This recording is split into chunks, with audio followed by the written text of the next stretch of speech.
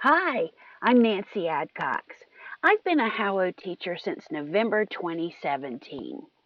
Over that time, I've developed game boards that I use with my lessons, merging the game board with the group class AC lesson.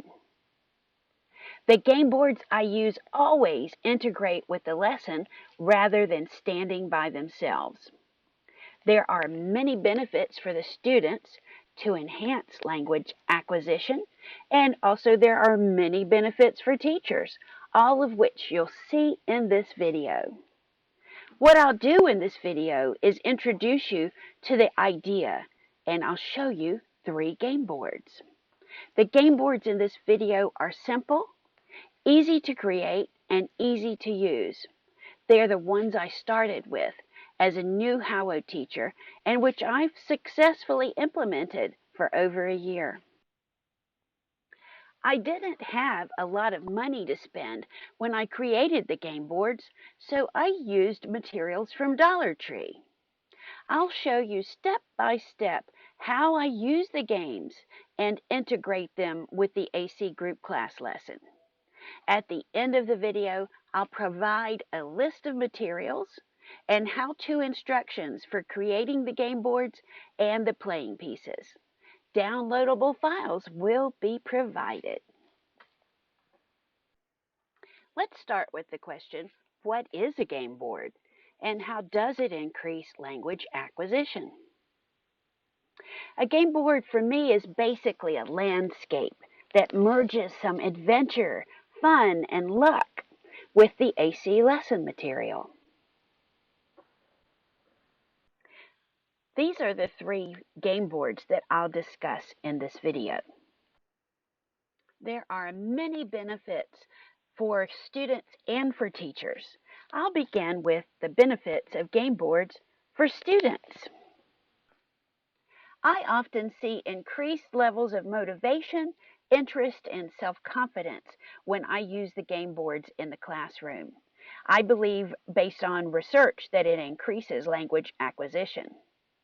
It's easy for students to learn the game processes and to use the processes repeatedly throughout the 44-lesson series. As we all know, some students never get the most stars, but with game boards, they can be a winner. There's the chance that in the drawing where they determine how many spaces they're going to move, the student could get a high number or multiple high numbers and win a round or win a game. The students know that they can always advance because the teacher guides them. The student doesn't have to be worried about being embarrassed. They can save face, and at the same time, the possibility of language acquisition increases for them because they're at ease. So what are the benefits of game boards for the teachers? Some of my level 0 classes are so short, and so I use game boards quite a bit. I do plan in advance how I'm going to use them, and I plan carefully. Now, some of the group class lessons are actually very long, and you may think that there's just not time for games, but your students could use a brain break and they can play around while you're covering a slide. You'll see that in some of the future slides. The routine for these game boards is easy to learn and very repeatable. You can switch to different game boards to keep things fresh because they will get bored with the same game board over and over.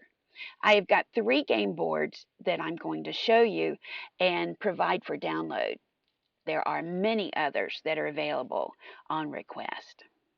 The first game board we'll show you is the Target game board. I started with this because it's the easiest game to incorporate into your lesson and to try for the first time.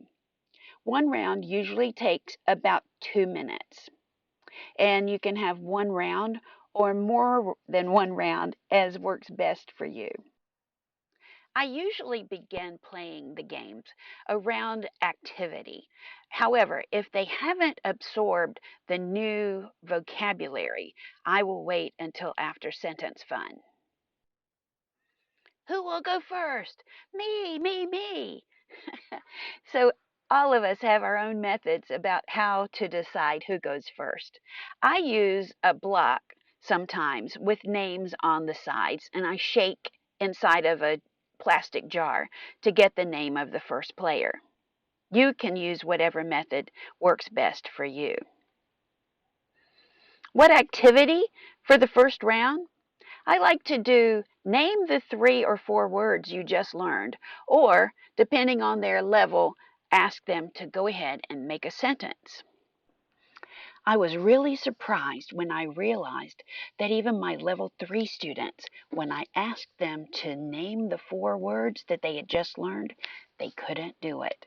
And they had appeared to really absorb the information when we went over the vocabulary. So now I do ask them to name the words first and then to make a sentence. Great, we're now on to gameplay.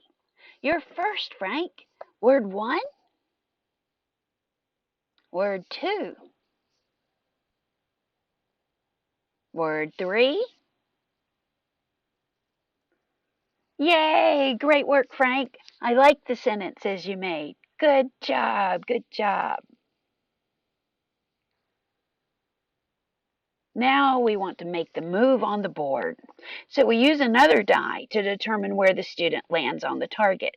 This one has the numbers 2, 5, and 10. The 2's twice, 5 twice, and 10 twice. You can change the odds by changing the numbers if that's what you'd like to do. Yay, Frank, you got a 10. Okay, let's put it on the board. You need a playing piece. So I make playing pieces for my students in advance, and then I use them for the entire 44 lessons or another set of 44 lessons. But to begin with, you could just make them on a piece of paper and use that until you get some permanent playing pieces made.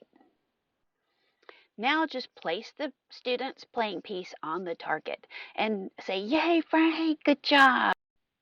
Sometimes I use this alternate target board with a higher level numbers, 20, 50, and 100, instead of 2, 5, and 10. Some of the older students feel more grown up and they're very pleased to see the larger numbers. If you want to play more than one round, you can keep score, give stars, or choose whatever reward system you want to. For some classes, I break out the scores as Great Work Stars and Lucky Stars. This allows a lower level student who rarely gets the most stars to be a winner. Even though the die and the spinner are the quickest ways to determine the student's move, I've noticed that the students have much more fun and they're much more involved if they get to choose their number.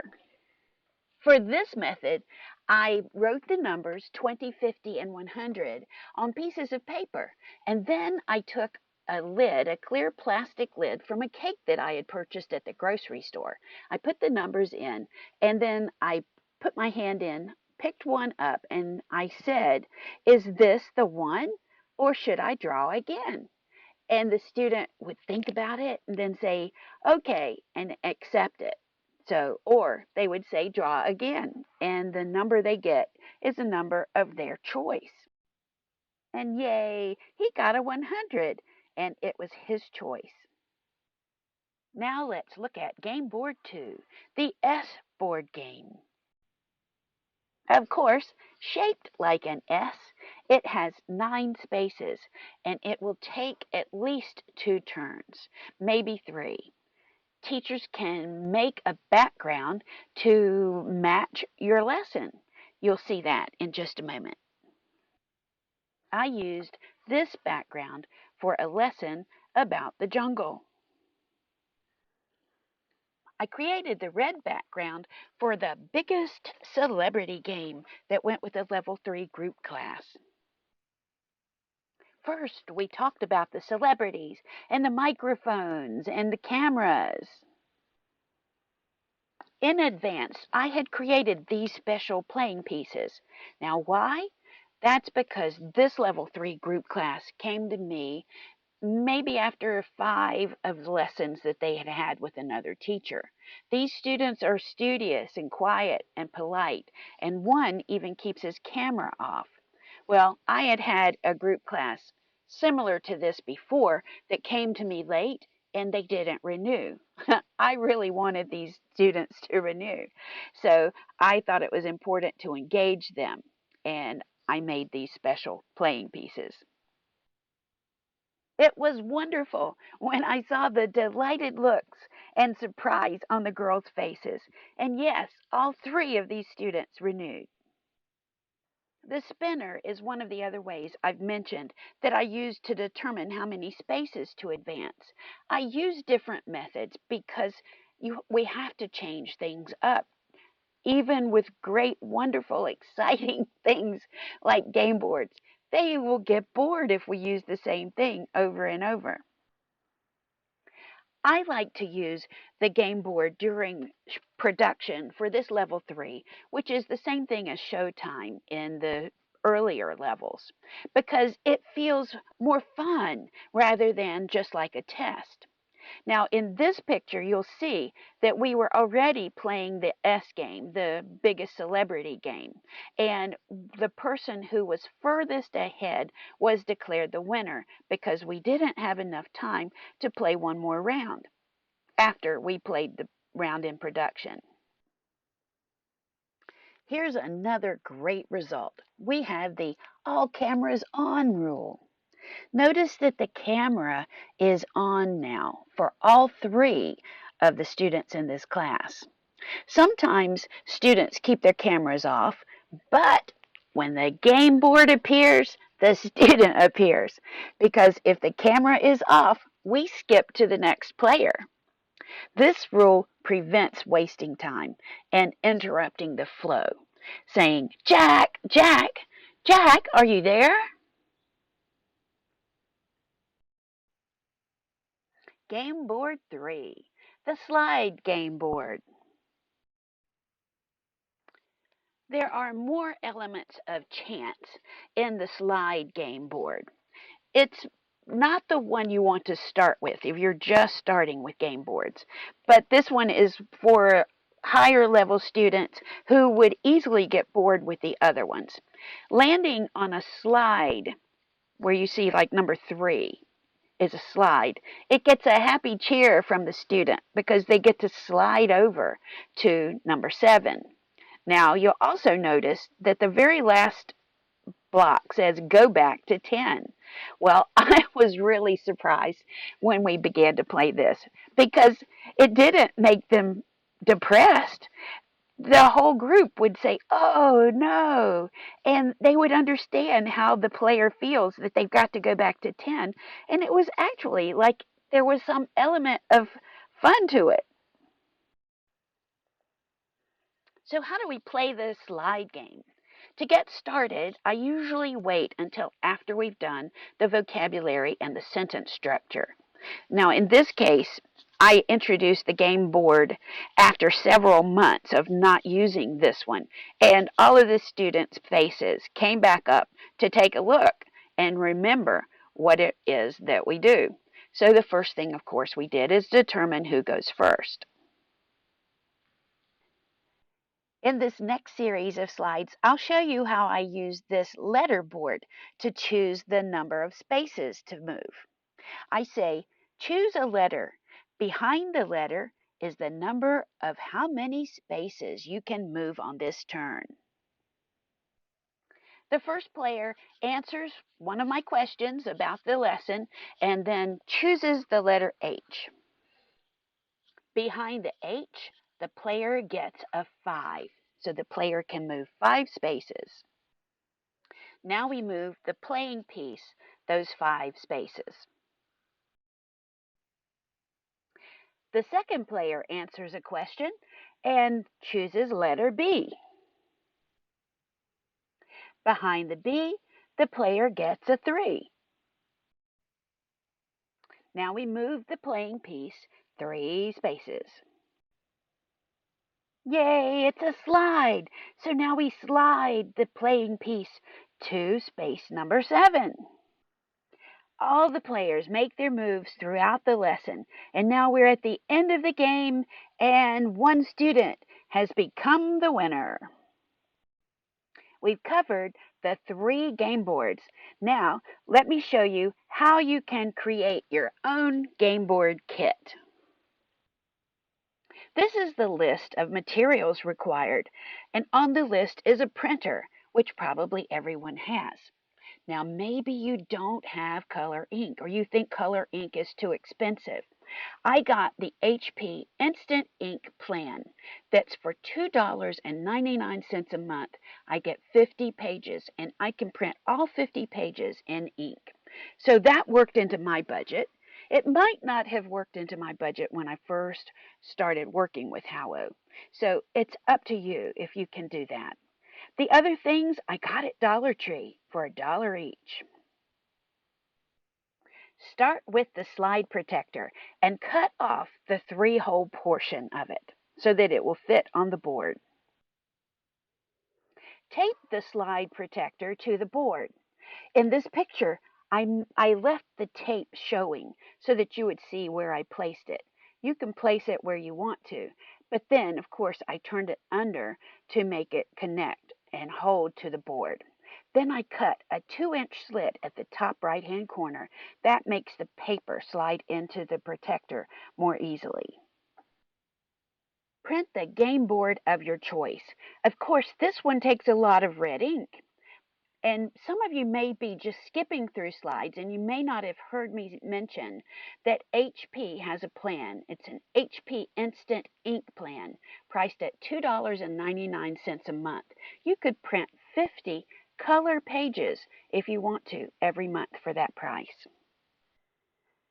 It's a good idea to use a soft scrubber to lessen the sheen on the sheet protector.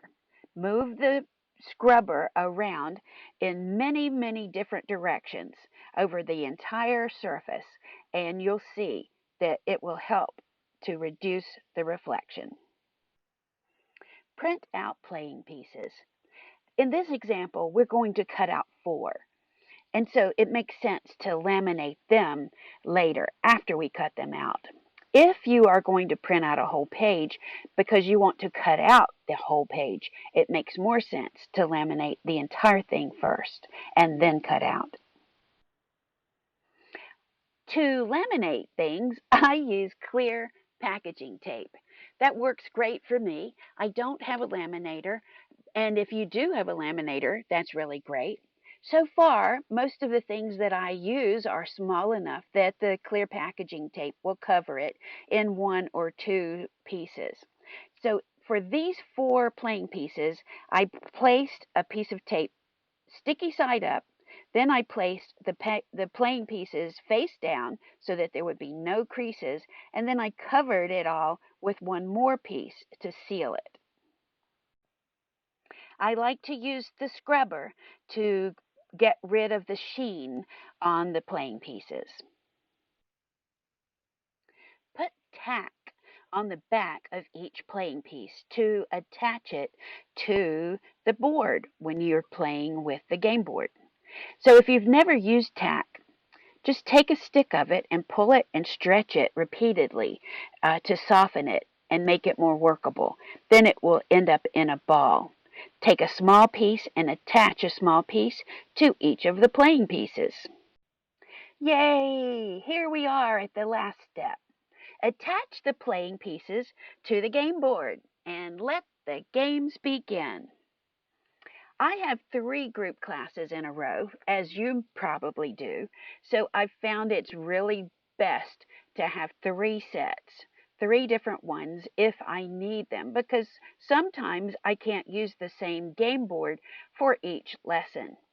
So you can just print out the games and slide them in as you need. Your playing pieces can be used with whichever game board that you choose to have. It is wonderful that you took the time to watch this video. It is my hope that you'll find the methods that work for you, whether you use game boards or other methods to enhance your students' language acquisition.